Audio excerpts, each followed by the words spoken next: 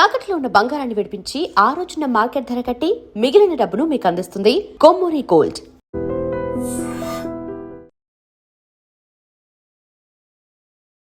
నమస్తే, welcome to I dream social spotlight with Kavitha.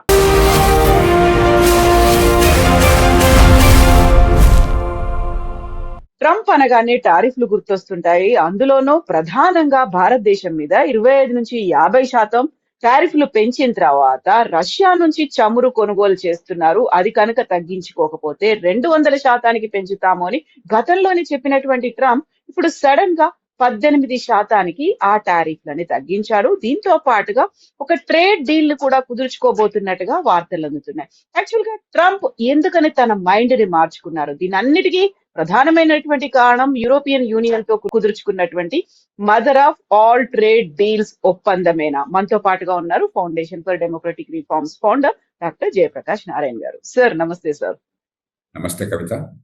Sir, మనం Trump గురించి బోల్డ్ అని విషయాలు, అంశాలు, ఇష్యూస్ మాట్లాడుకున్నప్పుడు కూడా ప్రతిసారి ట్రంప్ టారిఫ్లను పెంచుతున్నాడు అనేది మాట్లాడుకున్నాం. But for the first time టారిఫ్లను తగ్గించారు. గతంలో ఉన్నటువంటి టారిఫ్ల కంటే కూడా ఈసారి తగ్గడానికి కారణం ఏంటి సార్?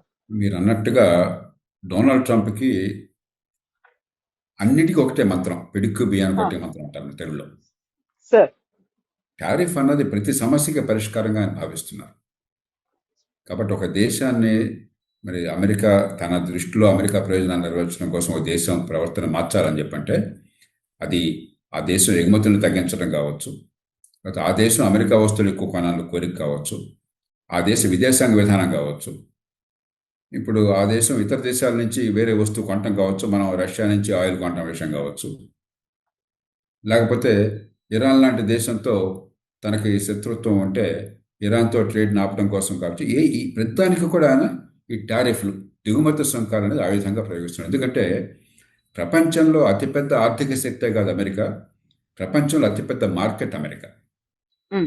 ఏ దేశమైనా సరే ఆర్థికంగా ప్రగతి సాధించాలి, ఎగుమతులు కావాలి, మన వస్తువులను అమ్ముకోవాలి ప్రపంచంలో అంటే అమెరికా మార్కెట్లో చోటు లేకుండా మంచి ఫలితాలు సాధించడం అసాధ్యం. దాన్ని ఆయన ఆసరాగా తీసుకుని ప్రతిదానికి టారిఫ్ను కొంచెం ఎక్కువగా వాడుతున్నాడు. ఆ నేపథ్యంలో మనం చూడాలి. ఒక పక్కనేమో భారత్తో వాణిజ్యంలో కొంత లోటు ఉంది ఆయనకి, ఒక $40 బిలియన్ వస్తువుల వాణిజ్యంలో. అంటే మన దేశం అమెరికా నుంచి దిగుమతి చేసుకునే వస్తువుల కంటే మనం ఎగుమతి చేసుకునే వస్తువులు ఎక్కువ ఉన్నాయి. ఒక అమెరికాతో మాత్రమే మనకి పరిస్థితుంది, ఎందుకంటే ఒక అమెరికాతో మనకి వాణిజ్యంలో మిగులు ఉన్నది. చైనాతో దాదాపు $100 బిలియన్ మనకి లోటు ఉన్నది. అంటే చైనా నుంచి కొనే వస్తువులు మనకు ఎక్కువైపోతున్నాయి, మనం అమ్మే తక్కువ అవుతుంది. ఆయనకేమిటి చాలా కన్నెర్రగా ఉంది, భారతదేశానికి ఎక్కువ అమ్మలేకపోతున్నాం, వాళ్ళు మనకి ఎక్కువ అమ్ముతున్నారని చెప్పని కన్నెర్ర. అట్లాగే రష్యా నుంచి చమురు కొన్నట్టయితే రష్యా యుక్రెయిన్ యుద్ధాన్ని ఆపదు, రష్యాకి డబ్బులు చేతులు చెబుతున్నాయి. చైనా కానీ ఇండియా కానీ మరికొన్ని దేశాలు కానీ కొంటున్నాయి, చివరికి యూరప్ కూడా కొన్ని కొంటుంది. రష్యా నుంచి గ్యాస్ ఇప్పటికీ కొంత కొంటుంది, మరికొన్ని వస్తువులు కొంటుంది. కానీ ఇండియా అయితే కొంచెం మాట వింటుంది, ఇండియా అయితే లొంగిపోతుందని చెప్పిన ఆలోచనతో ఇండియా మీద పడిపోయి అదనంగా ఇంకో 25% టారిఫ్. ఇలాగ టారిఫ్ని ప్రపంచంలో అన్ని దేశాలు ఆయుధంగా వాడుతున్నాడు, మన దేశం ఆయుధంగా వాడాడు. కానీ రెండు జరిగినాయి. ఒకటి, అమెరికాలోనే వివిధ పార్టీల్లో, డెమోక్రాటిక్ పార్టీ కావచ్చు, లేకపోతే రిపబ్లికన్ పార్టీ కావచ్చు, ఆ దేశంలో దౌత్యవేత్తలు కావచ్చు, ఆర్థికవేత్తలు కావచ్చు, దీర్ఘకాలంగా మరి జాతిని గురించి వ్యూహం వేసేవాడు కావచ్చు, నేషనల్ సెక్యూరిటీ ఎక్స్పర్ట్స్ కావచ్చు, భారతదేశం లాంటి దేశంతో ఎదుగుతున్నటువంటి చైనా విపరీతంగా అన్ని రకాలుగా ఎదుగుతోంది, అమెరికాకి ధీటుగా ఎదుగుతోంది. అలాంటి నేపథ్యంలో చైనా తర్వాత ఎదిగే అవకాశం ఉన్న దేశం భారతదేశం. ఇప్పటికే ప్రపంచంలో 4వ ఆర్థిక శక్తి కాదు, రేపొద్దున 3వ ఆర్థిక శక్తి అవుతుంది. అలాంటి దేశంతో దీర్ఘకాలిక సంబంధాలు చాలా ముఖ్యము. ఈ చిన్న చిన్న గిల్లి గజ్జలు పెట్టుకోవడం మంచిది కాదని చెప్పిన భావం అక్కడ వ్యక్తమైనది అమెరికాలో. అలాగే మనం కూడా కొంతమేరకు మన ప్రయోజనాలు నష్టం వాటిల్లకుండా కొంతమేరకు అమెరికా అధ్యక్షులను సంతృప్తిపరిచే ప్రయత్నం చేశాం, మన ఆత్మగౌరవం దెబ్బతినకుండా. దాని ఫలితంగానే ఈవేళ మనకేమైంది, 18% సుంకాలని చెప్పని కొంతమంది అనుకోవచ్చు. మనకి 18% ఉందా 30% ఉందా మనకు అనవసరం, ఎందుకంటే సుంకాలు భరించేది అమెరికా ప్రజలు, దిగుమతి చేసుకునేవాళ్ళు. కానీ సుంకాల వల్ల మనం అమ్ముకునే అవకాశం లేకపోతే అమెరికాలో మనకు నష్టం. అమ్ముకునే అవకాశం ఎప్పుడు తగ్గుతుంది? మనతో అమెరికాలో అమ్మడానికి పోటీ పడే వాళ్ళు కనుక మనకంటే తక్కువగా సుంకాలు ఉంటే నష్టపోతాం మనం. కానీ మనతో పోటీ పడే దేశాలన్నీ కూడా మనకంటే ఎక్కువ సుంకాలు ఉన్నాయి. మన 18% మనకు విధిస్తే ఇతర దేశాలకి 19, 20, చైనా అయితే 37% ఉన్నాయి. కాబట్టి సుంకాలు అంత వేశారని కాదు, మనతో పోటీ పడే వాళ్ళకంటే మనకు తక్కువ సుంకాలు ఉన్నాయా, సమానంగా ఉన్నాయా, ఎక్కువ ఉన్నాయా అని చెప్పినది. ఇప్పటిదాకా 50% అనేసరికి ఎక్కువ ఉన్నాయి, ఇప్పుడు తక్కువకి వచ్చాం. కాబట్టి మనకు పూర్తిగా ప్రయోజనం ఇది. అలాగే రష్యా నుంచి ఆయిల్ దిగుమతి చేసుకోవద్దు. మొహమ్మద్ కోపంతో ముక్కును కోసుకోరు ఎవరు కూడా విజ్ఞత గలవాడు. రష్యా నుంచి ఆయిల్ కొనడానికి కారణం అమెరికాని దెబ్బ కొట్టాలనే కాదు, మనకి రష్యా ఆయిల్ చౌకగా దొరుకుతుందని చెప్పని. కానీ ఇప్పుడు పెద్దగా చౌకగా దొరకట్లా. ఎందుకంటే రష్యా ఆయిల్ని ఎవరు కొన్నా సరే ఆ కంపెనీల మీద ఆంక్షలు పెట్టింది అమెరికా ఈ మధ్యకాలం. మొదట్లో పెట్టల. రిలయన్స్ కంపెనీ ఉదాహరణకి రష్యా నుంచి పెద్ద ఎత్తున దిగుమతి చేసుకుని ఇక్కడ రిఫైన్ చేసి మళ్ళీ యూరోప్కి ఇతర దేశాలకు అమ్ముతోంది. రిలయన్స్ కంపెనీ కొనడం ఆపేసింది. ఎందుకని? రష్యా నుంచి ఆయిల్ కొంటే రిలయన్స్ కంపెనీ మిగతా ఏ వస్తువుని ఇంకా ఇతర దేశాలు అమ్ముకునే అవకాశం లేకుండా చేస్తుంది అమెరికాకు ఆ బలం ఉంది. కాబట్టి ఎలాగో కంపెనీలు ఆపేస్తున్నాయి. ఎందుకని? ప్రపంచంలో నిలదొక్కోవాలి కాబట్టి. అంచేత మనకి పెద్ద నష్టం లేదు. రష్యా నుంచి ఆయిల్ కొనటం వల్ల వచ్చే కొద్దిపాటి లాభం ఉంటుంది. లాభం కంటే రష్యా నుంచి ఆయిల్ కొనటం వల్ల మనకు నష్టం చాలా ఎక్కువ ఉన్నది. కాబట్టి మనం వ్యాపారాత్మక ఆలోచన చేస్తాం. సంబంధాలు దెబ్బతనుకుంటారు. రష్యాతో సంబంధాలు బాగుండాలి, మనకి చైనాతో బాగుండాలి, అమెరికాతో బాగుండాలి. కానీ చివరికి మన ప్రయోజనాల కోసం ఎక్కడైనా బాగుగా వంగతోట దగ్గర బాగోదు. కాబట్టి మనం ఒడుపుగా వ్యవహరించాము, ఆత్మగౌరవంతో వ్యవహరించాం తలెత్తుకని. పాకిస్తాన్ లాగా, మరెన్నో ఇతర దేశాల్లాగా, యూరప్ దేశాల్లాగా అమెరికా అధ్యక్షుడు డూడు బాసా అని చెప్పి తలోపల మన గంగిరెద్దులాగా మన ఆత్మగౌరవాన్ని పాటించాం, మన ప్రయోజనాలను కాపాడుకుని అదే సమయంలో నోరు జారాలి అనవసరంగా. ఎందుకంటే వాళ్ళతో కయ్యం పెట్టుకోవడం కాదు మన ఉద్దేశం, మన ప్రయోజనాలు నెరవేర్చుకోవడం హుందాగా. ఆ ప్రయత్నం జరిగింది. రెండు దేశాల్లో కూడా విజ్ఞతతో కూడినటువంటి ఒప్పందం ఇది. మనకు ప్రయోజనకారి, తాత్కాలికంగా కావచ్చు, దీర్ఘకాలికంగా కావచ్చు. అమెరికా కూడా ప్రయోజనం అనుకుంటే సంతోషం. అంచేత మనం మనసారా స్వాగతించాలి. దీనిలో రాజకీయ పార్టీలు, పక్షపాతాలు పక్కన పెట్టేసి మన దేశము, దేశ ప్రయోజనాలు కావాలంతే. గతంలో ట్రంప్ ఒక మాట అన్నారు, నేను సంతోషంగా లేనని తెలుసు, నన్ను సంతోష పెట్టడమే ముఖ్యము, అది నా మిత్రుడైనటువంటి మోదీకి తెలుసు అన్నాడు. మనం ట్రంప్ పెట్టేటువంటి టారిఫ్లకు భయపడ్డామా, లేకుంటే ఆ ట్రంప్ పెడుతున్నటువంటి ఒత్తిళ్లకు లొంగిపోయామా? ఇలాంటి విశ్లేషణలు కూడా వినిపిస్తున్నాయి కదా సార్.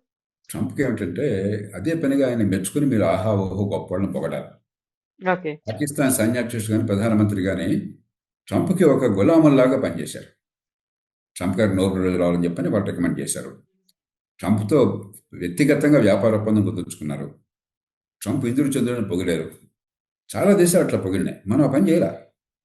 ఆయన ఎంతగా కవించినా కూడా మన ఆత్మగౌరవాన్ని మనం కాపాడుకున్నాం. రష్యాతో సంబంధాల విషయం కావచ్చు, యుక్రెయిన్ యుద్ధం విషయంలో మన ధోరణి కావచ్చు, యుక్రెయిన్ మీద రష్యా దాడి చేయడం చాలా తప్పు. ఆ మాట నర్మగర్భంగా చెప్తున్నాం, కానీ మనం ఏ పక్కే వెళ్ళాలి. మన ప్రయోజనం ముఖ్యం చెప్పి చైనాతో కయ్యం పెట్టుకోవాలి. చైనాతో మన గొడవలు ఉన్నాయి, ఆ గొడవలు వేరు. కానీ చైనాతో మనం కయ్యం కావాలని పెట్టుకోవాలి. కాబట్టి ఆత్మగౌరవాన్ని బాగా పాటించిన దేశాలు రెండే ఉన్నాయి ఇప్పుడు ఇవాళ, చైనా, భారత్. చైనాకి మనకంటే అవకాశం ఎక్కువ ఉంది. ఎందుకంటే రేర్ ఎర్త్స్ అని చెప్పని మినరల్స్ ఉన్నాయి ఇవాళ కంప్యూటర్లో కానీ, మొబైల్ ఫోన్స్, చివరికి కార్లలో, ఎలక్ట్రిక్ కార్లు లాంటి కార్లలో కానీ, జీపీఎస్లో కానీ, ఎలక్ట్రానిక్స్లో కానీ మీకు చిప్ ఉన్న చోట మీకు రేర్ ఎర్త్స్ లేకుండా ప్రపంచం నడవదు. చైనాకి దాని మీద పూర్తి పట్టున్నది. ప్రపంచంలో 80-90% ప్రపంచానికి సరఫరా చేసేది చైనానే. మనకు ఆ సౌలభ్యం లేదు. ప్రపంచంలో ఏ దేశానికి అవకాశం లేదు. కాబట్టి చైనా గట్టిగా నిలబడింది. మనకు అలాంటి అవకాశం లేకపోయినా కూడా ఆత్మగౌరవంతో నిలబడ్డాం. దీర్ఘకాలంలో భారతదేశంతో సంబంధాలే మంచివి, అది లేకుండా ఉండటం అమెరికాకి నష్టం, ప్రపంచానికి నష్టం అని గుర్తించి వాళ్ళు ముందుకు వచ్చారు. అమెరికాతో సంబంధాలు పోగొట్టుకోవడం మన లక్ష్యం కాదు, మొహమ్మద్ కోపంతో ముక్కును కోసుకోవడం మన లక్ష్యం కాదు. మన ప్రయోజనాలను కాపాడుకోవాలి, మనం ముందుకు వచ్చాం. కాబట్టి ఇది ఇద్దరికీ మంచిది. అందుకనే ఆ దేశంలో కానీ, ఈ దేశంలో కానీ ఆలోచించే వాళ్ళంతా హర్షిస్తున్నారు.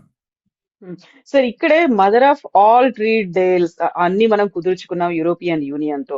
అది ప్రపంచం అంతా ఆసక్తిగా ఎదురు చూసింది. అది చూసిన తర్వాత కొంచెం ఏమైనా సాఫ్ట్ కార్నర్ గా ఫ్యూచర్ దృష్ట్యా భారత్ ని వదులుకోవడం ఇష్టం లేకనే ట్రంప్ మళ్ళీ మన దగ్గరికి వచ్చారు అనే వాదన, ఫోన్ కాల్స్ చేస్తున్నారు, లేకుంటే భేటీలు అవుతున్నాయి.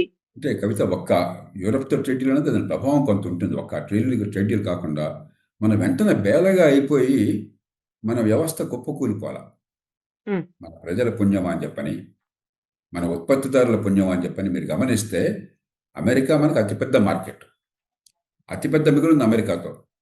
అమెరికాతో వాణిజ్యం చాలా రంగాల్లో ఈ సుంకాల వల్ల స్తంభించిపోయినా కూడా ఇతర దేశాలతో పెంచుకోగలిగాం. మొత్తం మీద మన ఎగుమతులు ఒక 3% పెరిగినాయి గత 5-6 నెలల్లో. అమెరికా లాంటి అతిపెద్ద ఆర్థిక శక్తి మనకు అతిపెద్ద పార్ట్నరు ఈ ఆ, ట్రేడ్లో, వాణిజ్యంలో. ఆ దేశంతో సంబంధాలు తగ్గిపోయినా కూడా అంతర్జాతీయంగా 3% మనకు మొత్తం మీద పెరిగింది. అమెరికాతో కూడా కొంతమేరకు మనం ట్రేడ్ మెయింటైన్ చేయగలిగాం, ఎందుకంటే టారిఫ్ లేని వస్తువులు ఉన్నాయి, అది బాగా నమ్ముకోగలిగాం. మన ఆర్థిక వ్యవస్థ గొప్ప కూలిపాల, ఆర్థిక ప్రగతి అన్ని దేశాల కంటే ఎక్కువ, పెద్ద దేశాల కంటే ఎక్కువ సాధించాం.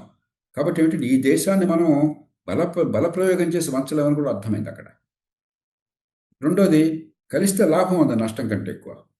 అందుకని మీరు గమనించారు, ట్రేడే కాదు, ఇది అవగానే ఏమన్నారు, అమెరికా నుంచి మనకు ఏ వార్త వచ్చింది, క్వాడ్ అనేది అమెరికా, భారత్, ఆస్ట్రేలియా, జపాన్, ఈ 4 కలిసి ఒక కూటమిలాగా ఉండి ప్రయోజనాలు కాపాడుకోవడం.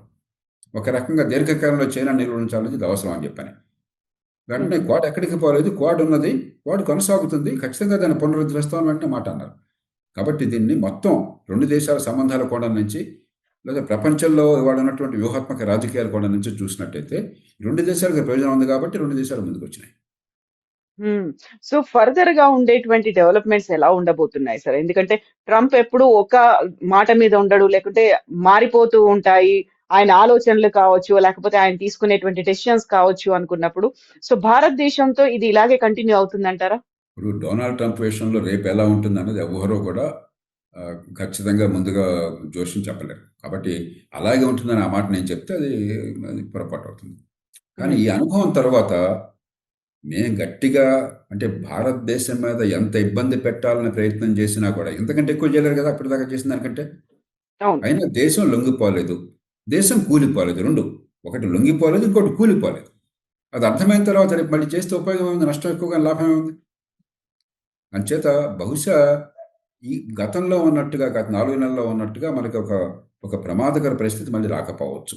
రాదని ఘంటాపదంగా చెప్పలేం, కానీ చూడటం కొన్నంతకాలం అవకాశం చాలా తక్కువ. ఎందుకంటే అప్పుడు ఆయన ప్రతిష్ట, ఆయన పరువు పోతాయి, ఆ దేశం పరువు పూర్తిగా పోతుంది, దేశం మీద నమ్మకం మరి సడలిపోతుంది. రెండోది, ఇక్కడి నుంచి సంబంధాలు పెరిగితే కానీ తగ్గవు. ఉదాహరణకు మీరు, ఇది జరగగానే ఏమైంది, రూపాయి విలువ పెరిగింది. ఎప్పుడైతే డాలర్లు మన దేశానికి రావడం తగ్గిపోయిందో, మన దేశం నుంచి డాలర్లు బయటికి వలసపోవటం ఎక్కువైపోయిందో, ఇన్వెస్టర్స్ బయటికి పోయి మన రూపాయి విలువ తగ్గింది.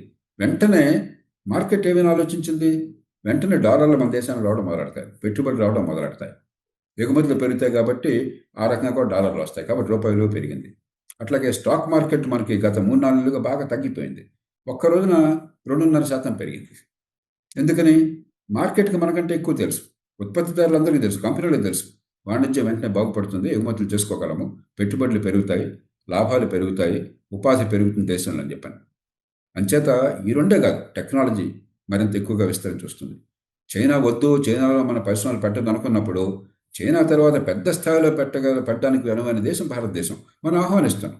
మరుగు సదుపాయాలు గత కొద్ది సంవత్సరాలు అద్భుతంగా తయారు చేస్తున్నాం. ఈ ఏడాది 17 లక్షల కోట్ల రూపాయలు జాతీయ స్థాయిలోనే మరుగు సదుపాయాలు ఖర్చు పెడుతున్నాం. గత 4 ఏళ్ళు రికార్డు స్థాయిలో ఖర్చు పెడుతున్నాం.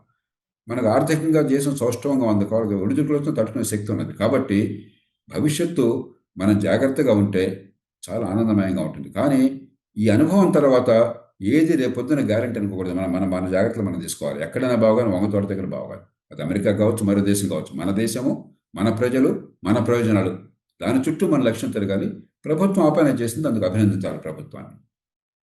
సో ప్రపంచమంతా గుర్తించింది ఒక అన్డినేలబుల్ ఫ్యాక్ట్ అంటే భారతదేశం యొక్క ఇంపార్టెన్స్. దానికి మనతో ట్రేడ్ డీల్స్ కావచ్చు, లేకుంటే మిగతా ఒప్పందాలు కావచ్చు, సంబంధాలు, ఇవన్నీ చాలా ఇంపార్టెంట్ అనే దాన్ని మాత్రం ప్రపంచ దేశాలు గుర్తించాయి. ఖచ్చితంగా. కానీ అదే సమయంలో మనలో కొంచెం సంయమనం కావాలి. మనం కొద్దిగా నిరాడంబరత కావాలి. ఎందుకంటే మేము గొప్పవాళ్ళం అయిపోయినా విర్రవీగితే మంచిది కాదు. మనం గొప్పవాళ్ళం కాలా ఇంకా. కానీ ఇంకా గొప్పవాళ్ళం అయ్యే అవకాశం మన ముందు స్పష్టంగా ఉంది, పొటెన్షియల్ ఉంది, అవకాశం ఉంది. చైనాకి ధీటుగా ఎదగడానికి ఇవాళ కాకపోతే రేపైనా అవకాశం ఉన్నది, దాన్ని ఉపయోగించుకోవాలి. అంతేగాని మనం మీసాలు పెట్టేసి బస్తీ మీద సవాలని చెప్పని త్వరతర చేసి మన అమెరికాతో ఖాయం పెట్టుకున్నాం, చైనాతో ఖాయం పెట్టుకుంటాం అని చెప్పంటే అది మూర్ఖత్వం అవుతుంది. అది కాదు. ఖచ్చితంగా ఈ దేశానికి ఆత్మగౌరవం ఉన్నది, ఎదిగే శక్తి ఉన్నది, ఎదిగే మార్గంలో ఉన్నాము, కొన్ని మంచి పనులు చేశాము, ప్రపంచం అంతా గుర్తించి గౌరవిస్తుంది. ఆ గౌరవాన్ని కాపాడుకుని మరింత ఎదగాలి. కానీ అహంకారం చూపెట్టి ఇతర దేశాలతో మనం తొడలు కొట్టి బస్తీ సవాలు చేసి శత్రుత్వాన్ని కొని తెచ్చుకుని మన పేక మనం కోసుకోకూడదు. Yes, sir. Thank you so much, sir. Thank you, sir.